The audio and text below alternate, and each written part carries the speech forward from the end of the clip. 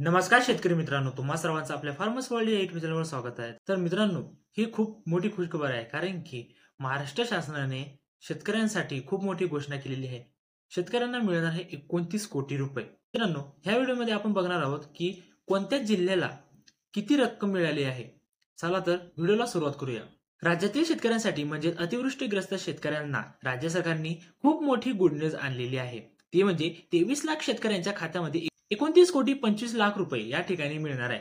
चला तर कोणाला किती पैसे मिळणार आहे हे बघून घेऊया। अतिवृष्टी आणि पुरामुळे खूप मोठ्या शेतकऱ्यांचे नुकसान खूप मोठ्या प्रमाणात झालेलं होतं आणि या ठिकाणी राज्य सरकारने मदत करावी म्हणून राज्य सरकारने राज्यातील विविध विभागात 23,065 शेतकऱ्यांसाठी 29 कोटी 25 लाख रुपये निधी मंजूर करण्यात आला आहे।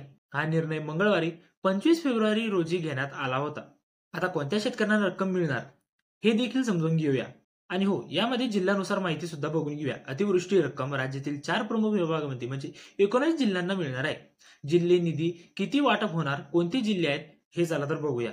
मित्रांनो, जळगाव जिल्ह्यासाठी 143 शेतकरी आहे व त्यांच्यासाठी रक्कम आहे 13,01,000 रुपये व पुणेसाठी आहे 765 शेतकरी, त्यांच्यासाठी आहे 36,85,000 रुपये। सातारा 559 शेतकऱ्यांसाठी 20,35,000 रुपये।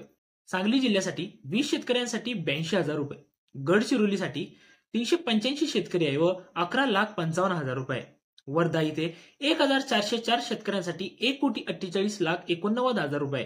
चंद्रपूरमध्ये 5,385 शेतकऱ्यांसाठी 7,65,00,000 व 18,000 रुपये। नागपूर जिल्ह्यासाठी 875 शेतकऱ्यांसाठी 1,42,74,000 रुपये आहे।